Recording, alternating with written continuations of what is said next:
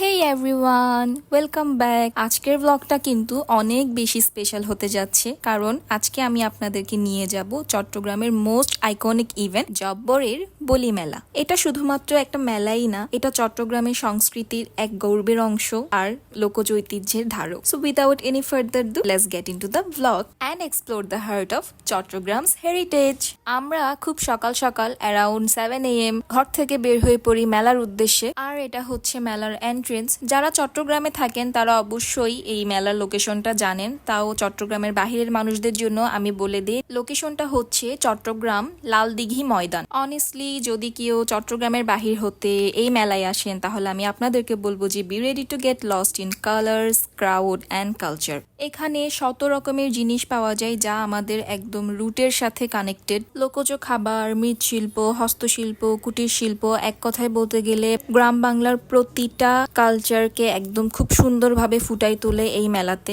আমি চেষ্টা করেছি মেলার প্রতিটা সিন যাতে আমি ভালো মতো ক্যাপচার করতে পারি, কিন্তু আসলে এই মেলাটা অনেক বিশাল একটা এরিয়া জুড়ে হয়, আর সত্যি বলতে এখানে অনেক বেশি ক্রাউড থাকে। যাই হোক, এই মেলাতে আমাদের নিত্যদিনের প্রয়োজনীয় সকল আইটেম হতে শুরু করে বাচ্চাদের খেলনা, এরপর মেয়েদের সাজগোজের অনেক কিছুই পাওয়া যায়। মোটামুটি এই মেলাতে সব ধরনের আইটেমই পাওয়া যায়। তবে আপনাকে এই মেলায় আসতে হলে অবশ্যই অনেক সময় নিয়ে আসতে হবে, কারণ এখানে প্রচুর হাঁটতে হয়। আমাকে যদি আস্ক করা হয় যে এই মেলার মূল অ্যাট্রাকশন কি ছিল, তাহলে বলবো আমার জন্য এই মেলার মূল অ্যাট্রাকশন ছিল এই সুন্দর সুন্দর রেশমি চুড়িগুলো। আর এই চুড়িগুলোর স্পেশালিটি হচ্ছে আপনি এগুলো মার্কেটে কোথাও পাবেন না, এটা একমাত্র এই জব্বরের বলি মেলাতেই অ্যাভেলেবেল। এই যে আমার আপু চুড়ি দেখতেছিল একটা একটা, কোনটা কোন দামের এগুলো আস্ক করতেছিল।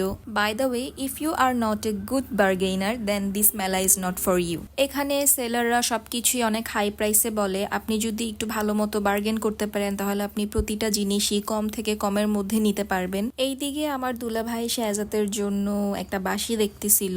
তারপর আমরা সবাই হাঁটতে হাঁটতে মেলার অন্যান্য সাইটগুলো এক্সপ্লোর করি। এই যে এখানে দেখেন কি সুন্দর কত রকমের বাঁশি। তারপর আমরা অন্য আরেকটা স্টলে চলে যাই। এখানে অনেক দামাদামি করার পর আমাদের চুড়ি দামে মিলে যায়। তারপর হচ্ছে আমরা এখান থেকে বেশ অনেকগুলো চুড়ি কিনে নেই। তারপর আমরা চলে আসি ফুড সেকশনে। এখানে মন্ডা মিঠাই, মুড়ি, মুরগি অনেক ধরনের আইটেম পাওয়া যায়। এখানের সব আইটেমের নাম আমার নিজেরও ভালো মতো জানা নাই। আর এই পাশে ছিল লোহার সব ধরনের আইটেম লাইক ছুরি, দা, বটি, ধামা। আর এই সাইডে হচ্ছে অনেক ধরনের বাদ্যযন্ত্র, একতারা, দোতারা, ঢোল। আমার দুলাভাই শেহজাতের জন্য একতারা দেখতেছিল। আর এছাড়া এ পাশে অনেকগুলো কাঠের ঘর সাজানোর আইটেমও আছে, অনেক ধরনের শোপিস আছে। এখানে যে প্রতিটা জিনিসই দেখানো হচ্ছে এগুলো সবগুলোই কিন্তু হাতে বানানো। আর আমার আম্মু এখানে গাছ রাখার স্ট্যান্ড দেখতেছিল, সাথে এর পাশেই ছিল ঘর সাজানোর জন্য অনেক ধরনের ল্যাম্প লাইট।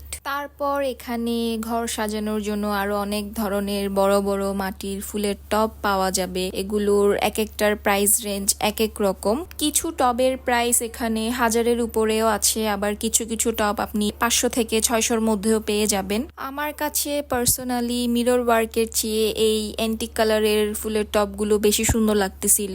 এছাড়াও আপনারা এখানে ছোট সাইজেরও অনেক ধরনের শোপিস পেয়ে যাবেন। অ্যান্ড এটা হচ্ছে মোস্ট ফেভারিট পার্ট, এখানে আপনারা মাটির তৈরি প্লেট, হাঁড়ি, পাতিল, জগ, গ্লাস হতে শুরু করে মোটামুটি সব ধরনের আইটেমই পেয়ে যাবেন। প্রতি বছরই মেলা হতে আমরা মাটির কিছু না কিছু কিনি। আম্মু এখানে সবকিছুর কোনটার কি প্রাইস এগুলো জানার চেষ্টা করতেছিল। এখানে মাটির জিনিসপত্রের পাশাপাশি বেতেরও অনেক কিছু ছিল, ঝুড়ি ছিল, চালনি ছিল, কুলা ছিল।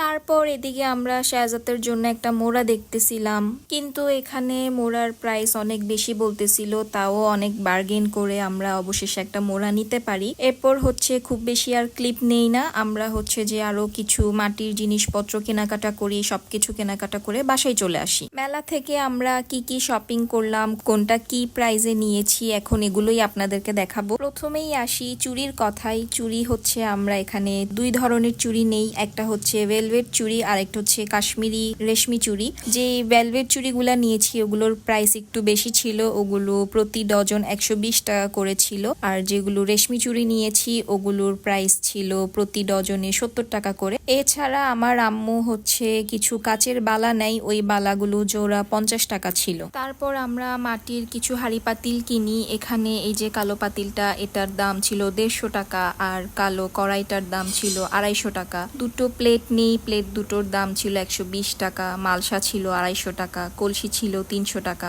এখানে আরো দুটো পাতিল থাকে, ওই পাতিল দোনোটা একসাথে মেবি 500 রাখে, এক্সাক্ট মনে নেই। আর মাটির যে জগটা দেখা যাচ্ছে, জগটা ছিল 300 টাকা, আর 120 টাকা করে হচ্ছে দুইটা গ্লাস নেই। এখানে আমার ছোট্ট একটু ভুল হয় বলতে, প্লেট দুটো নয়, একটা প্লেটের দাম থাকে 120 টাকা। আরো ছোট 4টা বাটি নেই, এই বাটিগুলোর প্রাইস পড়ে 60 টাকা করে একটার দাম।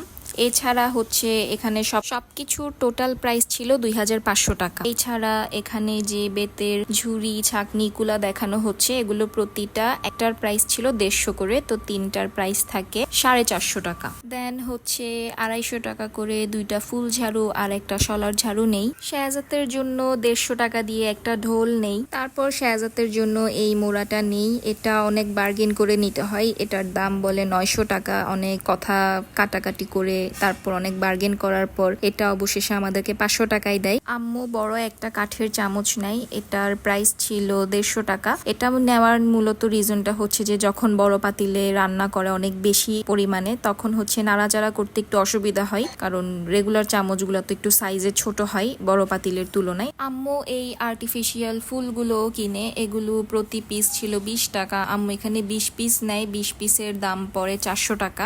দুলাভাই দুইটা মাটির ভাস কিনে, এই ভাস দোনোটার প্রাইস একসাথে 500 টাকা রাখে। এই ছিল আমাদের মেলা হতে শপিং। সবকিছুর সাথে একটু মন্ডা মিঠাই তো কেনা হবেই। জব্বরের বলি মেলা শুধু একটা মেলা না, ইটস এ ফিলিং। এটা আমাদের লোকজ সংস্কৃতির ঐতিহ্যকে খুব সুন্দরভাবে তুলে ধরে। That's it for today's blog. If you enjoyed this video, don't forget to like, comment and share. আবার দেখা হবে নতুন কোনো ভ্লগে নতুন একটা স্টোরি নিয়ে। Till then, by.